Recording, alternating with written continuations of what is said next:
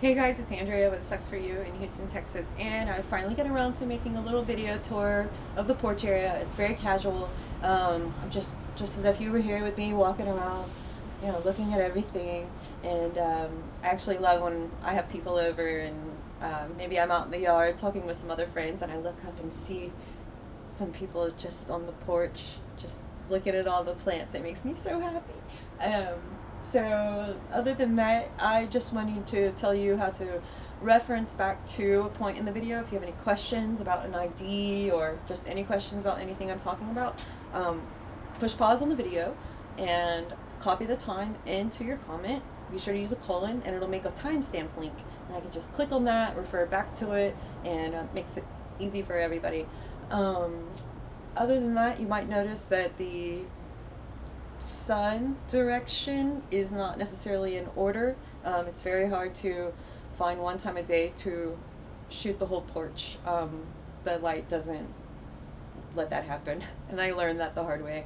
So, without further ado, welcome and have a look around.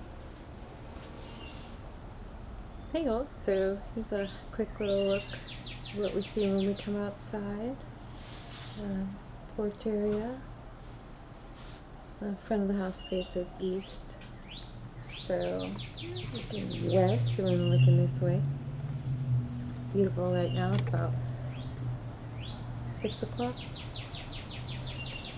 and while the lighting has never been ideal for the whole porch at any given time of the day, seems to be pretty nice. There are some bright spots still. Let's see about this adjustment.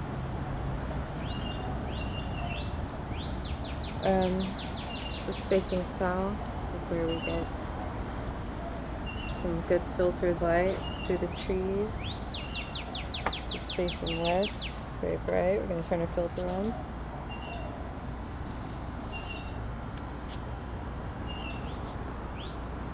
I just wanted to give you a quick look around, the whole way around, and then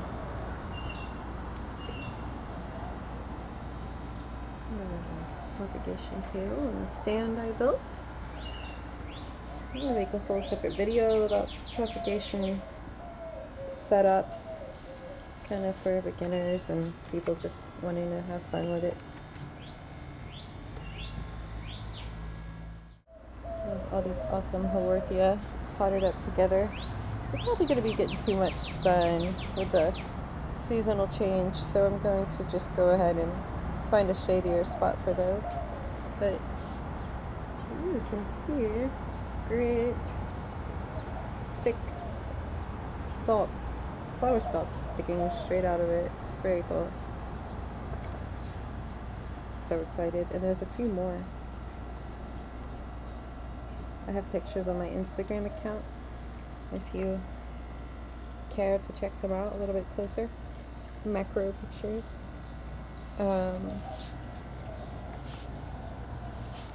So let's see what else we got. Some nice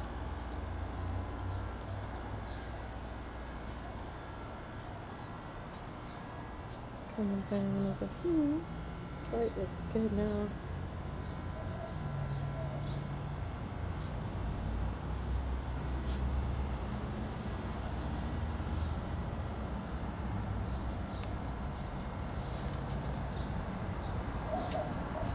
I love this one. You can see it's just super sweet textures. It's aloe aristata. It does look like a Haworthia. I had me confused.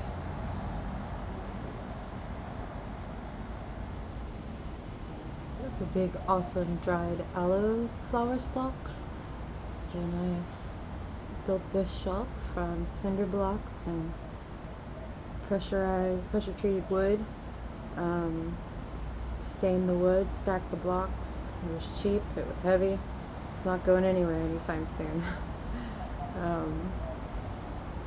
Up here I have all my most of my cactus and several weirdos.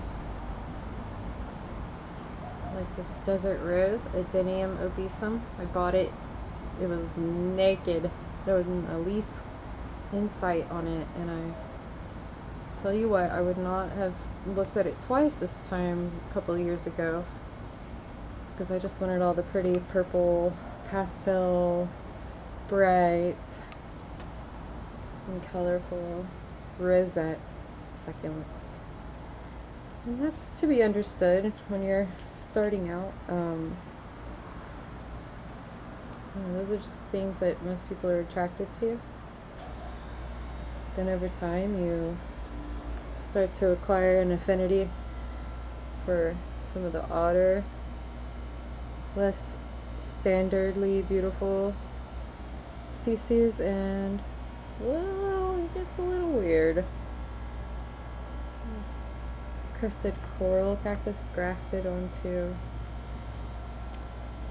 another cactus, and I don't know what it's grafted onto, to be honest with you. Just want to take a moment and offer a little bit of advice, relationship advice. If you're looking for someone new in your life, and you know, you're smart, you're funny, you're talented, you're fun to be around, but looks are not your strength, or you know, beauty fades, and maybe you just want to go ahead and make sure that you're not hooking up with someone who's so superficial they might drop you as soon as you show a few wrinkles or put on a few pounds, or you know, maybe your nose is a little big, or you know, something's going on that just isn't going to land you on the cover of a fashion magazine anytime soon. Long story short, if you're ain't a looker, you might want to find yourself someone who's into these weird plants, because like me, I don't appreciate those, you know, just the pretty perfect little rosette succulents as much as I do the weirdos. Not anymore, at least. So instead of like heading out to a bar or a club, maybe consider joining a cactus society, or you know, hanging around in the cactus section at your local nurseries, and you know, just see who comes through. You know, be the first to smile. Anyways, so that was just a quick look at those shelves. And if you have any questions about these guys, then just plop it in a comment below.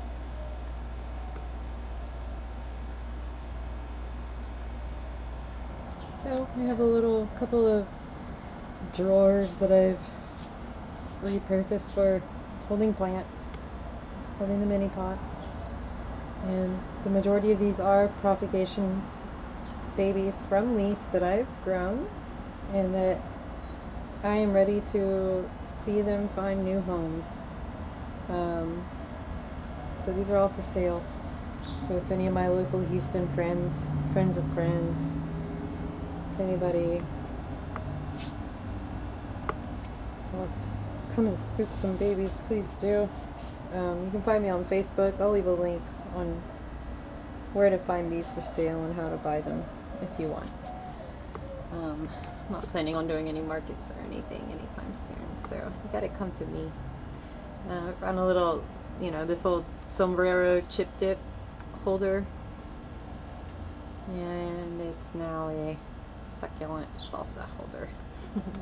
Propagation babies. Anything pretty much can be a propagation tray. I don't pour water on it, I spot water, so I don't have to worry about drainage.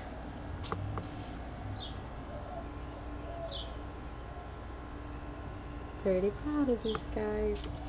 Oh, really happy. There's a lot of cool ones in here too, a lot of crested babies, and some will be variegated. Cool stuff, man.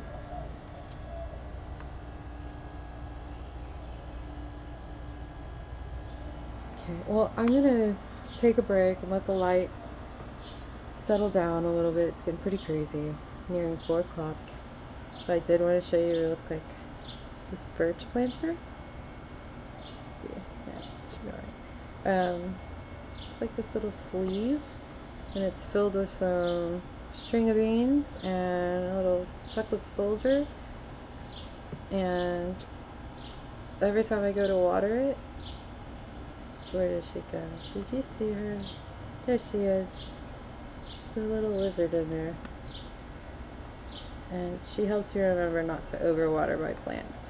So if you have any problems with just watering just because, put a lizard in there and they will pop out and just, stop you in your tracks. Hey, kind of need to water that. Do you mind if I... Okay, we'll come back to that later.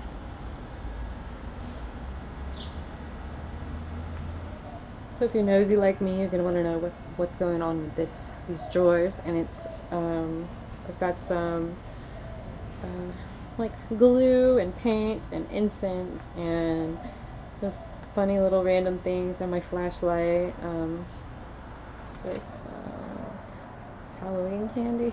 I'm sorry, Valentine's. So my stash. Tools of the trade that I don't really use all the time, but I still need them to be real close. Got some water, and some Miracle Grow, some paper towels. I sweep all the time, so I have 3 brooms out here. I have my little broom and dustpan, and I have my big broom, and then I have the handheld broom that I even made a hook for on the desk. These kind of the little, let's just show you all this one. Not that you don't know exactly what I'm talking about. That guy right there, a pair of tweezers, and my blush brush are some of the most frequently used tools that I have, like daily use, if not multiple times a day. So I guess that's about it. Pretty sure we've covered just about everything. I was going to talk about the fire pit. It's right there. It's really cool. Very useful. A little awkward to move around, but it was either going to go to the curb or, I decided to drill it and fill it up with pebbles. We had an old house, and when our lease ran out and we moved, my plants were the first thing that I moved, and this guy, I just took everything that was in and out, brought it over here, filled it back up, and I'm really glad that I kept it. It's a nice little holding chamber for, if you bring home plants from the store, like in the buckets, and you want to go ahead and separate them and have them real easy to pull out. You want to add more dirt than I have in this one. Right now I have a bunch of cactus cuttings, so I'm keeping it relatively dry. I water it. Not very often, I don't need to, but I really, really love having this. And it's kind of nice to look at. Could be cuter. Cuten it up. So I want to wrap this up. Please feel free to leave me any questions in the comments below. Next up, we'll be talking about, we have a number of things to discuss. We have more plants outside in the backyard. We have some shelves out there. I have some stuff in the ground. I have 2 little in-ground areas that I've been working on that I'm excited to talk about because it's a challenge. It's a real challenge to have any kind of in-ground succulents in Houston and climates like ours. Tropical, bayou, you name it. We are, not the ideal climate for succulents. Tropicals, on the other hand, go crazy. Most other plants do, but succulents tend to have a bit of a hard time depending on how sensitive they are in adapting to the heat and intense sun, or the occasional 2 weeks in the summertime that it's just overcast all dang day. All day. Oops, so sorry about that.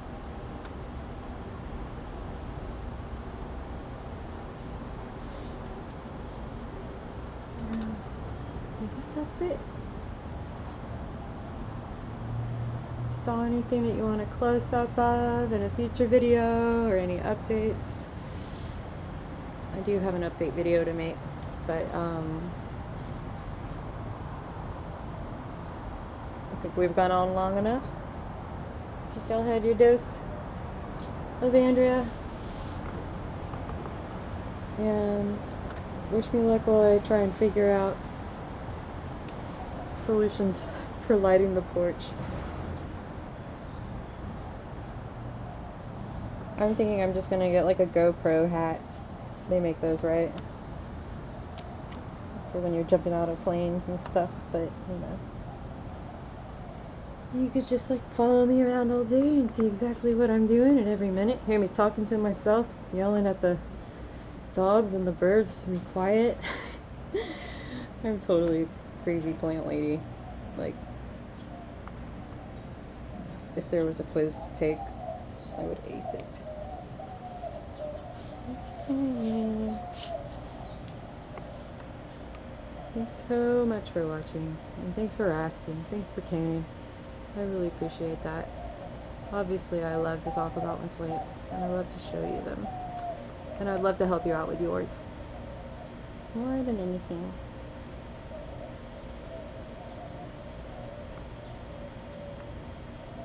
Have a great week, guys.